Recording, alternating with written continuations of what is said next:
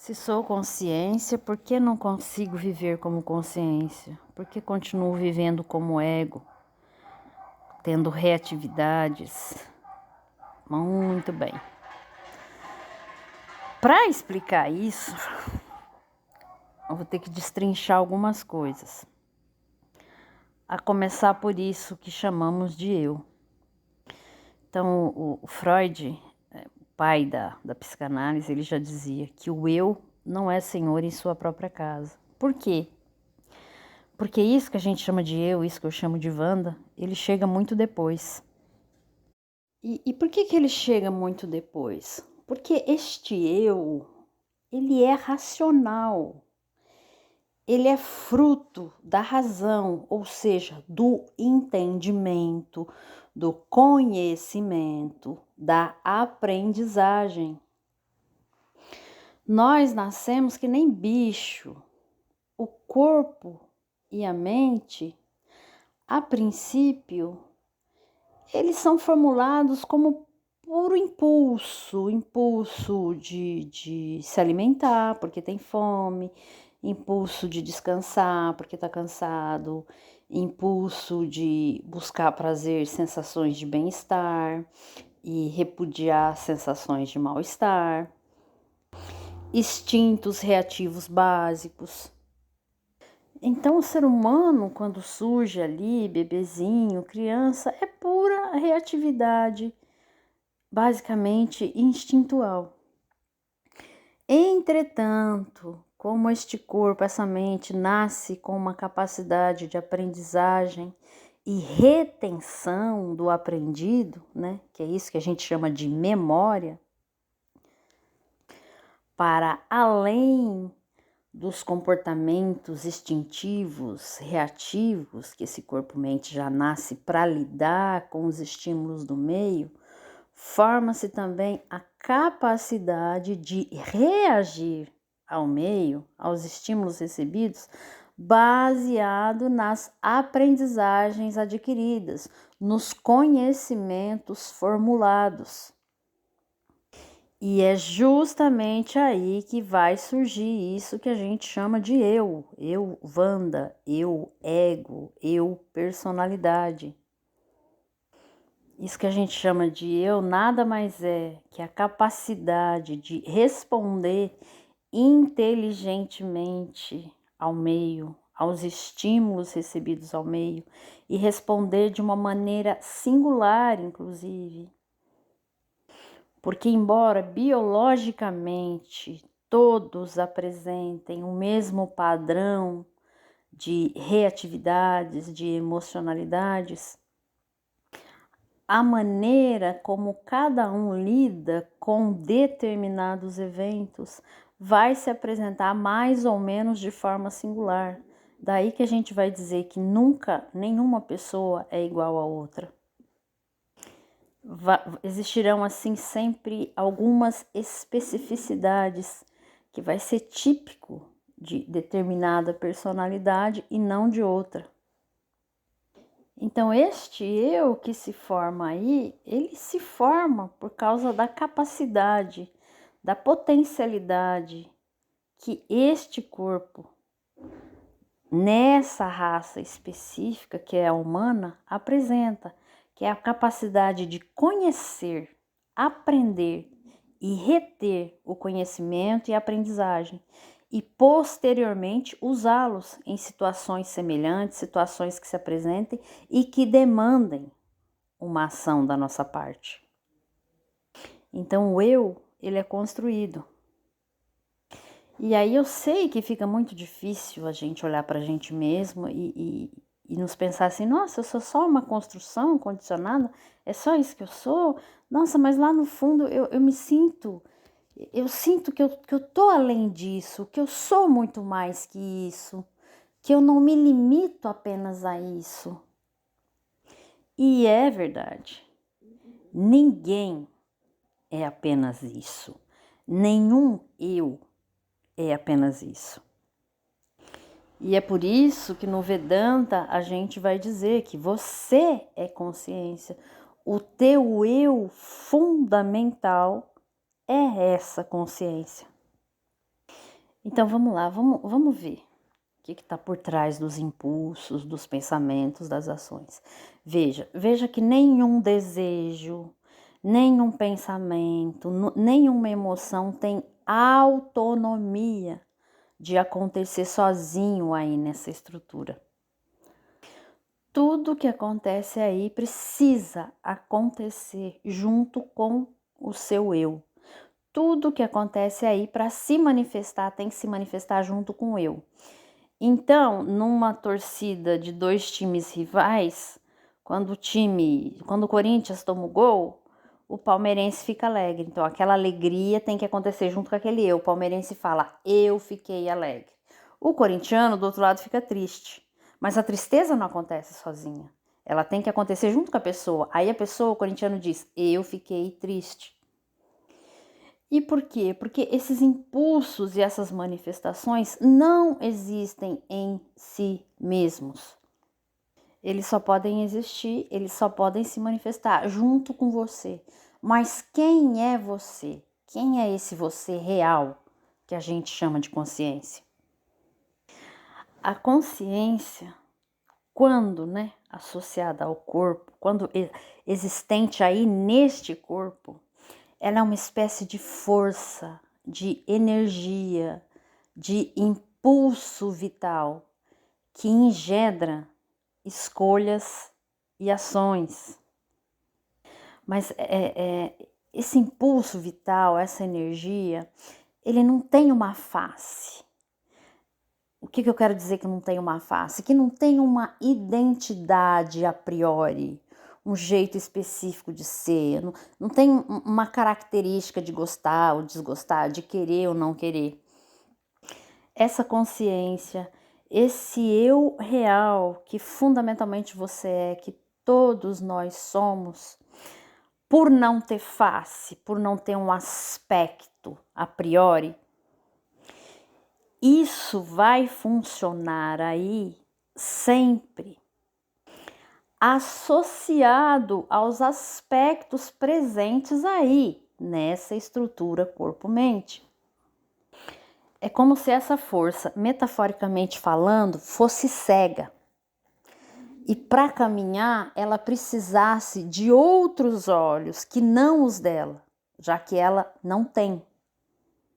E aí ela vai caminhar, existir, se manifestar com os olhos do corpo, com as pernas do corpo, com as sensações do corpo, entende? Com os olhos da mente. Então, presta atenção, o eu real é essa força sem face que opera a partir dos padrões mentais existentes aí. E ao operar dentro desses padrões, essa consciência, esse eu real, obtém uma face temporária deles. É como se fosse vestida com uma roupa. É por isso que os aspectos da personalidade, o eu irreal, o que a gente chama de ego, eles mudam, mas você não, o eu real continua aí. Então, o eu real que existe aí já operou a partir de diversos padrões, sei lá, talvez um dia você foi cristão e até mataria por Cristo, ou foi espírita e acreditou que fazendo isso e aquilo, no pós-morte iria para o nosso lar, eu sei lá. Mas vai para a tua experiência e veja como você, esse eu que você sente aí, que você fala eu fulano, eu, já operou a partir de diversos padrões e ao operar a partir daqueles padrões, se identificou com eles e acreditou mesmo em tudo o que aquilo tinha em si, em toda a visão de mundo, em todos os aspectos. E um belo dia aquilo passou e você continuou. Então nota que o eu manifesto, o eu ego, este eu que faz ações no mundo, ele é sempre uma construção. Ele é sempre formado de determinadas configurações, conhecimentos, pensamentos, crenças, preferências, aversões. Mas por trás disso existe o eu real. que está funcionando, que está se manifestando a partir dessa configuração. Então nota que até o eu espiritual, esse eu que fala aí, eu sou consciência, eu estou alinhado à consciência que eu sou, isso aí também é uma construção. Uma construção de um eu secundário, né? Alinhado ao Dharma, a princípios de coerência, a princípios mais voltados ao bem comum. Mas ainda assim é uma construção. Talvez, inclusive, a melhor construção que há para se fazer nesse mundo, no sentido de ter uma vida mais pacífica. Mas isso aí ainda não é o eu real.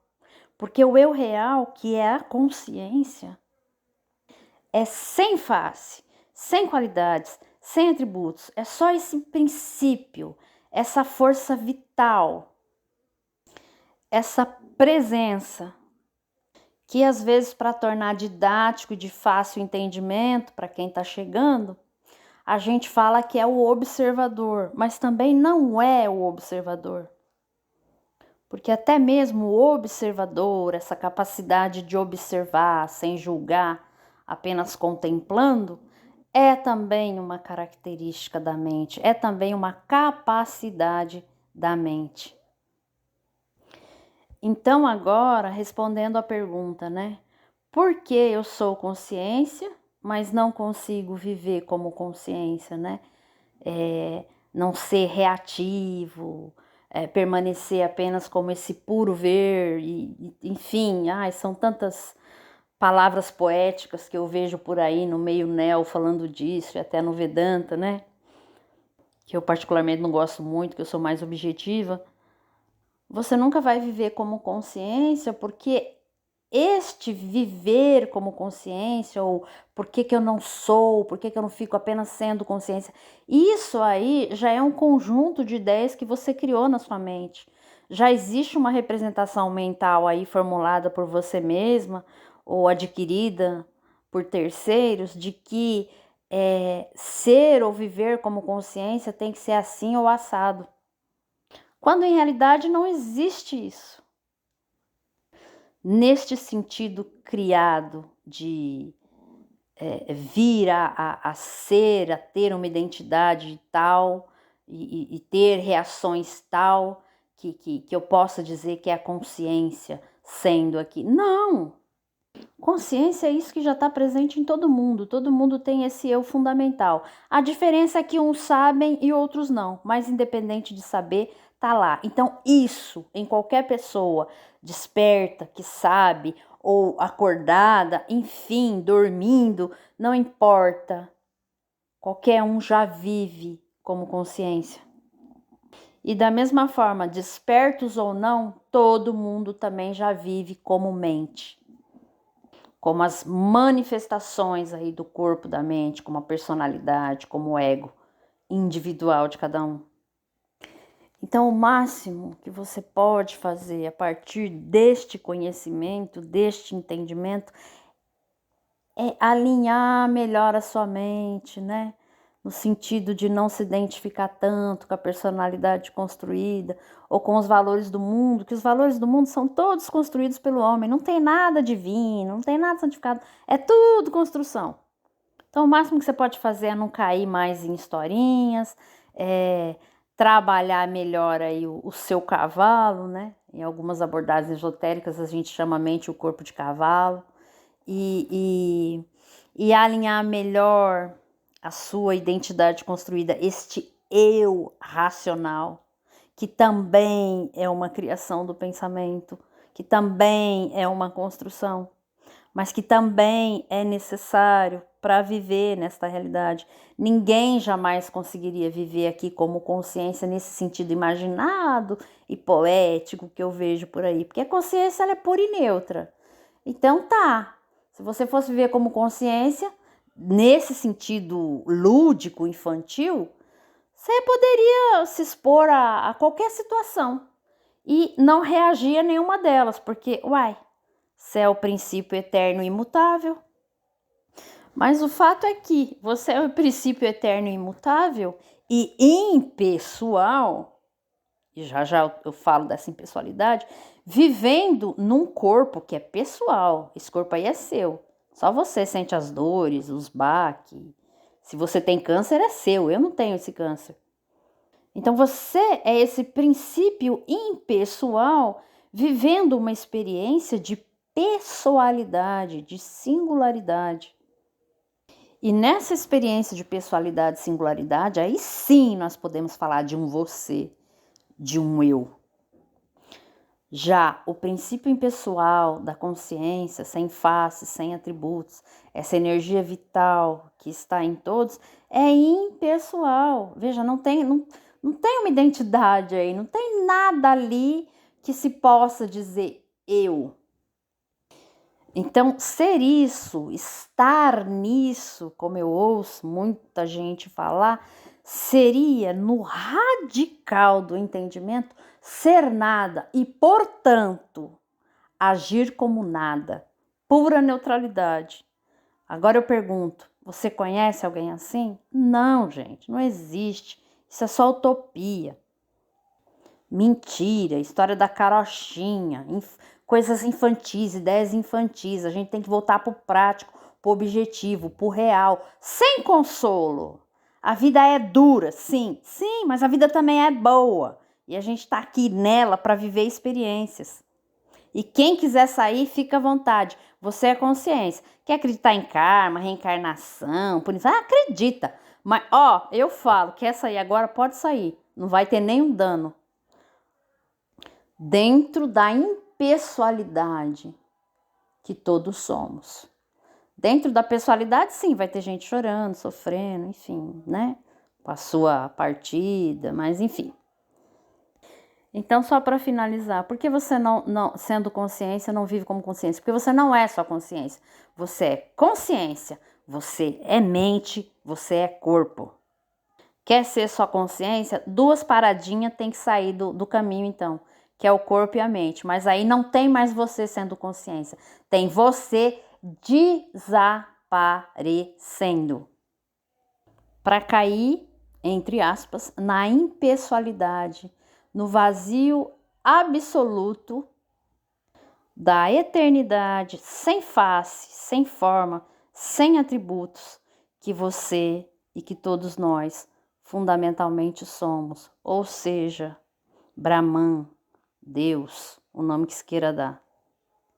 Então, o que eu falo? Desencana, para de querer ser um super-homem, um Spock, um santo, um ser que transcendeu a mente, que também não sei quem que inventou a história de transcender a mente.